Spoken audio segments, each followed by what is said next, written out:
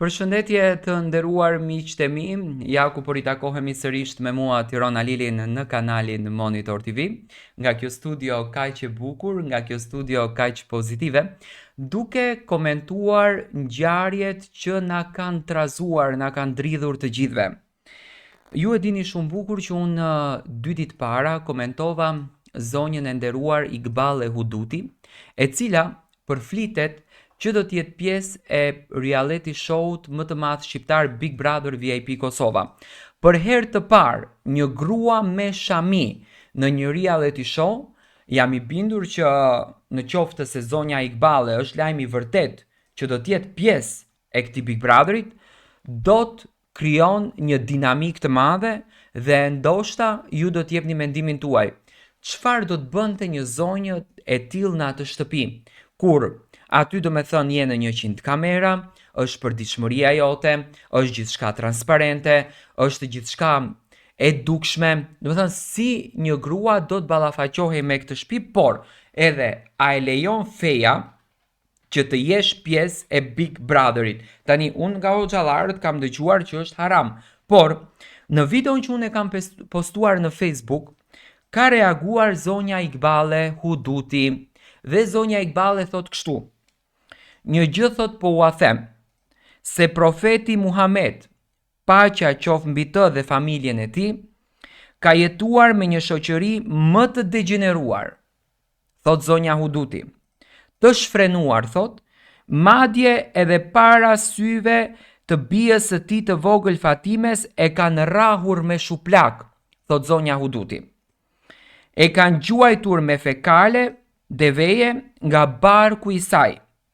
E kanë gjuajtur me gur dhe në fund profeti nderuar ka arritur të krijojë një shoqëri shembull në tërë botën. Do me thënë, me këtë që unë po dëgjoj, po lexoj deri këtu, zonja Iqbale do me thënë e krahason veten me të njëjtën rrugë të profetit Muhammed, sepse edhe zonjën Iqbale e kanë gjuajtur, e kanë ofenduar, e kanë sharë, e kanë denigruar, por ajo ka qenë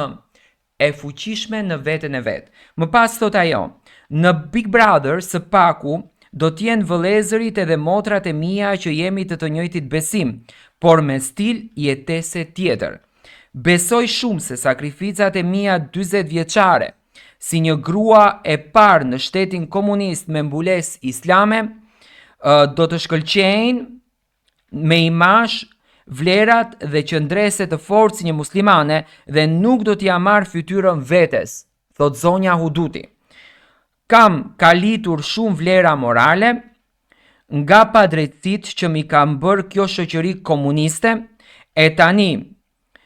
modestin që e ka keqkuptuar vlerat humane. Ndërsa vlera e sotme moderne janë larg vlerave fetare që na mësoi Zoti e profeti Muhammed.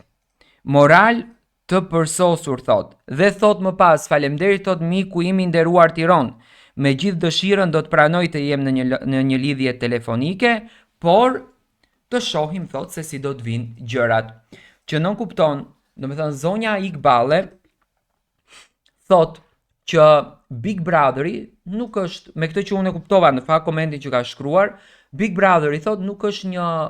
diçka haram, si e themi ne, por thot është një mundësi që ne të tregojmë vlerën tonë njerëzore, që ne të tregojmë shpirtin tonë dhe që ne të tregojmë pastërtinë tonë. Të paktën kështu e përshkruan zonja Huduti Big Brotherin dhe siç duket, do me thënë,